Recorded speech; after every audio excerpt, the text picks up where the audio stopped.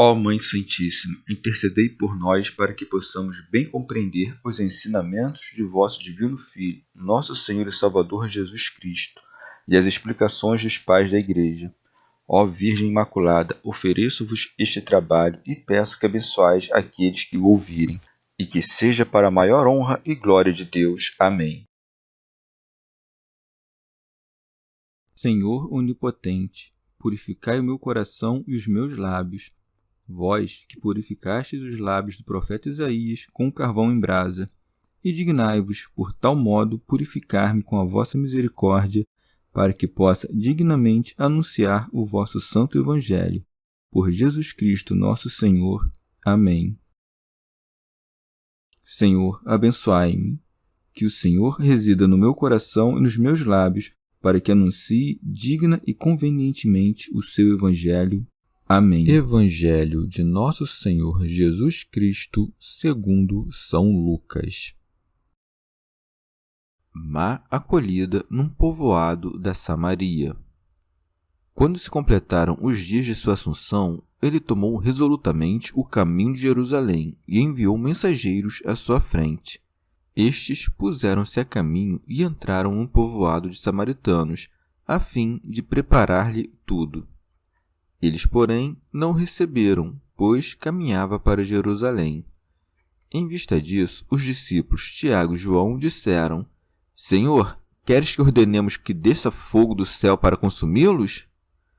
Ele, porém, voltando-se, repreendeu-os, e partiram para outro povoado. Exigências da vocação apostólica. Enquanto prosseguiam a viagem, alguém lhe disse na estrada: Eu te seguirei para onde quer que vás. Ao que Jesus respondeu: As raposas têm tocas e as aves do céu ninhos, mas o Filho do Homem não tem onde reclinar a cabeça. Disse a outro: Segue-me. Este respondeu: Permite-me ir primeiro enterrar meu pai. Jesus replicou: Deixa que os mortos enterrem seus mortos. Quanto a ti, vai anunciar o reino de Deus. Outro disse-lhe ainda: Eu te seguirei, Senhor, mas permite-me primeiro despedir-me dos que estão em minha casa. Jesus, porém, lhe respondeu: Quem põe a mão no arado e olha para trás não é apto para o reino de Deus. Comentários dos Pais da Igreja. São Cirilo. Como era iminente o tempo que devia o Senhor, depois de sofrer a salvadora paixão, subir ao céu, decidiu subir a Jerusalém. Por isso está dito: Quando se completaram os dias de sua assunção, ele tomou resolutamente o caminho de Jerusalém. Tito Bostrense. Porque convinha que o verdadeiro cordeiro se oferecesse ali, onde se imolava o cordeiro simbólico. E está dito: Ele tomou resolutamente o caminho, quer dizer, não ia ora para um lado, ora para o outro, não perambulava pelas aldeias e cidades, mas caminhava diretamente a Jerusalém, sem fazer desvios. São Beda. Deixem os pagãos de escarnecer como homem este crucificado que, como Deus previa, segundo consta aqui, o tempo da sua crucificação, e que por conta própria se dirigiu resolutamente, isto é, com a mente obstinada e destemida, ao lugar para ser crucificado. São Cirilo. Mandou mensageiros para prepararem pousadas a si e a seus companheiros. Esses mensageiros, depois de chegarem à terra dos samaritanos, não foram recebidos, por isso segue, e enviou mensageiros à sua frente. Estes puseram-se a caminho e entraram no povoado de samaritanos, a fim de preparar-lhe tudo. Eles, porém, não o receberam. Santo Ambrósio. Compreende que Nosso Senhor não queria ser recebido por quem não tinha se convertido com toda a simplicidade da mente, pois, se quisesse, teria transformado descrentes em crentes, inserindo-lhes a devoção que não possuíam. Mas Deus chama quem se digna chamar e dá a graça da fé a quem Ele queira. O motivo por que não o receberam, o evangelista o conta ao dizer: pois caminhava para Jerusalém. Teofilacto Diócrida. Mas, se entendemos que não o receberam porque estava determinado a ir a Jerusalém, talvez devamos excusá-los por não o terem recebido. Não devo dizer que, quando o evangelista diz, mas não o receberam, entende-se que ele sequer chegou a entrar na Samaria, e que a pergunta que alguém deveria fazer, por que não o receberam? O autor sagrado responde que não foi até eles não porque não tivesse poder para tanto, mas porque não queria ir ali e sim a Jerusalém. São Beda, ou ainda os samaritanos, vendo que o Senhor ia a Jerusalém, não o receberam, porque os samaritanos não se comunicam com os judeus, como mostra João. São Cirilo. Mas, como o Senhor, que tudo sabia, soubesse também que os seus mensageiros não seriam recebidos pelos samaritanos, deu-lhes ordem de ir à sua frente, porque tudo o que fazia era em proveito dos discípulos. Subia a Jerusalém, é certo, por aproximar-se o tempo da paixão, para que, quando o vissem submeter-se à paixão, não ficassem escandalizados, mas lembrassem que é necessário sofrer com paciência os ultrajes dos homens. Foi que ele deixou sofrerem essa rejeição da parte dos samaritanos, como um prelúdio do que ele mesmo sofreria. Deu-lhes ainda outra lição útil. Os discípulos deveriam de ser os futuros professores do mundo e de percorrer as vilas e cidades para pregar a doutrina evangélica. Ora, nesta missão encontrariam inevitavelmente alguns homens que não acolheriam a sagrada pregação e, por assim dizer, não deixariam Jesus permanecer consigo. Ensina-lhes, portanto, que os mensageiros do divino ensinamento devem ser cheios de paciência e mansidão, e não hostis e raivosos, nem devem levantar-se contra quem os ultraje. Aos discípulos, porém, ainda faltava tal disposição. Pelo contrário, agitados por um zelo ardente, queriam baixar fogo do céu contra eles. Segue. Em vista disso, os discípulos Tiago e João disseram: Senhor, queres que ordenemos que desça fogo do céu para consumi-los? Santo Ambrósio. Sabiam, afinal, que Finéias fora tido por justo porque matara sacrílegos, e que, pelos rogos de Elias, desceu fogo do céu para vingar uma injúria sofrida pelo profeta. São Beda. Estes santos homens dos tempos antigos, embora soubessem muito bem que não deviam temer esta morte que tira a alma do corpo, todavia conformaram-se com o pensamento dos que temiam e puniam com a morte muitos pecados. Com isto, incutiram um medo útil nos vivos. Quanto aos condenados à morte, não era a morte a sua punição, mas sim o próprio pecado, que poderia aumentar se vivessem mais tempo. Santo Ambrósio. Deixa que se vingue quem tem medo. Quem não tem medo não busca vingança. Vemos ainda que os apóstolos foram igualados em méritos aos profetas, já que presumem que terão direito ao mesmo poder que ganhou o profeta, e com razão presumem que, ao som de suas palavras, desceria fogo dos céus, porque são filhos do trovão. Tito Bostrense. Os discípulos julgaram que os samaritanos mereciam muito mais a condenação à morte por não terem recebido o Senhor do que aqueles 50 soldados por tentar prender Elias, seu servo. O Senhor, porém, não se deixa perturbar por eles, para mostrar que a perfeita virtude não pensa em vingança e que não há ira onde há plenitude de caridade. A fraqueza, afinal, não deve ser rechaçada, mas ajudada. Longe dos religiosos toda indignação, longe dos magnânimos o desejo de vingança. Daí que siga. Ele, porém, voltando-se, repreendeu-os, e partiram para outro povoado. São Beda. O Senhor não os repreende por seguir o exemplo do santo profeta, mas pela ignorância de recorrer à vingança própria dos grosseiros, advertindo-os de que não desejam a vingança por um arrebatamento amoroso, mas antes por ódio. Assim, mesmo depois de ensiná-los a amar o próximo como a si mesmos, e, embora o Espírito Santo já se tivesse derramado neles, não faltaram tais vinganças, ainda que, tenham acontecido muito mais raramente que no Antigo Testamento, porque, como Nosso Senhor acrescenta, o Filho do Homem não veio para perder as almas, mas para salvá-las, como para dizer: vós, portanto, que estáis marcados com o seu Espírito, imitai também os seus feitos, no presente deliberando com piedade, e no futuro julgando com justiça. Santo Ambrósio. Nem sempre, afinal, se deve buscar vingança dos que pecaram, porque, não raro, se tira mais proveito da clemência que exercita um injuriado na paciência e o pecador no arrependimento. É por isso que os samaritanos, sobre os quais o Senhor proíbe que desça o fogo do céu, abraçaram a fé mais depressa. São Cirilo. Ainda que seja o generoso distribuidor de todos os bens, o Senhor, todavia, não dá os dons divinos e celestiais a cada um de modo absoluto e improvidente, mas apenas aos que são dignos de recebê-los, a saber, aqueles que apartam suas almas das manchas dos pecados. E é isto que nos ensina a virtude das palavras evangélicas, onde está dito: enquanto prosseguiam viagem, alguém lhes disse na estrada: eu te seguirei para onde quer que vais.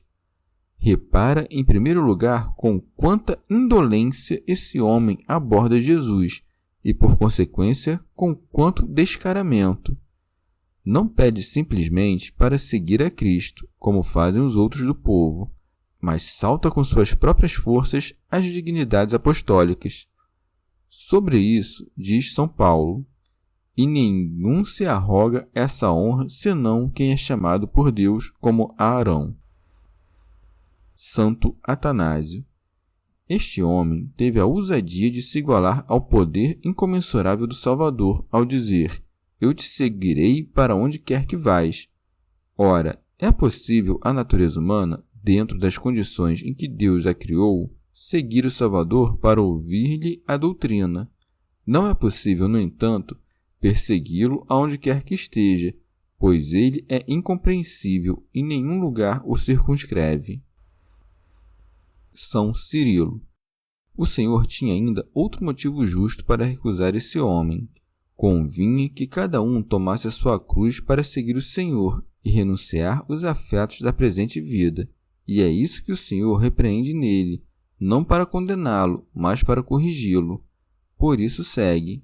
Ao que Jesus respondeu: as raposas têm tocas e as aves do céu ninhos, mas o Filho do Homem não tem onde reclinar a cabeça. Teofilacto Diócrida. Este homem, vendo que o Senhor atraía multidões, pensou que recebia delas algum dinheiro e que, se ele também seguisse Jesus, poderia acumular alguma riqueza. São Beda. Assim, Jesus lhe responde: por que desejas me seguir para obter riquezas e lucros deste mundo, se tamanha é minha pobreza que não tenho sequer aposento e não durmo sob meu próprio teto? São João Crisóstomo. Percebe como o Senhor demonstra em seus feitos a pobreza que ensinara. Não possui a mesa, não possui a candelabro, não possui a casa, nem nada do tipo. São Cirilo. Em sentido místico, chama de raposas e aves do céu os poderes malignos e astutos dos demônios. É como se dissesse: uma vez que se hospedam em ti raposas e aves do céu, como é que o Cristo vai repousar em ti? Ou que sociedade pode haver entre a luz e as trevas? Santo Atanásio. Ou ainda, o Senhor aqui demonstra a grandeza de sua missão. É como se dissesse: todas as coisas geráveis podem ser circunscritas, mas o Verbo de Deus é de um poder inabarcável.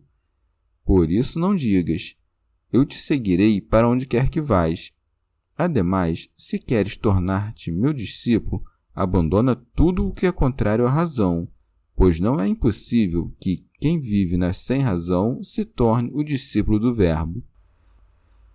Santo Ambrósio. Ou talvez compare as raposas aos hereges. Com efeito, animal enganador e sempre ocupado em armar emboscadas, a raposa vive de fraude e rapina. Não permite que nada esteja salvo, que nada esteja em repouso ou segurança, pois busca nas próprias moradas dos homens a sua presa. Assim são os hereges, que não sabem construir a própria casa, mas tentam capturar os outros com seus ardis. Este animal jamais se domestica, e por isso diz o apóstolo: foge do herético depois da primeira e segunda correção. As aves do céu são a miúde mencionadas para significar a malícia espiritual. Elas como que constroem ninhos nos peitos dos maus, e tanto a astúcia lhes domina os afetos, que Deus não pode tomar posse das suas almas. Mas, quando encontra uma alma livre de maldade, reclina sobre ela, por assim dizer, o poder da sua majestade, porque penetra no peito dos bons com uma profusão maior da sua graça. Não parece razoável, pois, que consideremos simples e fiel um homem que foi rejeitado pela consideração do Senhor, depois de lhe prometer servi-lo com uma submissão incansável. Mas o Senhor não busca a aparência de submissão, mas sim a pureza do afeto, e não admite a submissão daquele cuja intenção não é aprovada por suas obras. A hospitalidade espiritual, com efeito, deve ser discreta e circunspecta, para evitar que, caso abramos aos infiéis o interior da nossa casa, resvalemos na infidelidade alheia por uma insensata credulidade. Então Deus, após rejeitar o enganador, aceita um inocente para que percebas que Deus não despreza a devoção, e sim o logro. Com efeito, segue. Disse a outro: segue-me. Mas ele sabia que o pai desse homem, a quem disse: segue-me, estava morto. Por isso segue. Ele respondeu: permite-me ir primeiro enterrar meu pai. São Beda. O homem não recusou se tornar discípulo, mas queria antes cumprir o dever de piedade de sepultar o próprio pai para seguir a Cristo mais livremente. Santo Ambrósio. Mas o Senhor chama para si aqueles de quem tem misericórdia. Jesus replicou: deixa que os mortos enterrem seus mortos. Quanto a ti, vai anunciar o reino de Deus.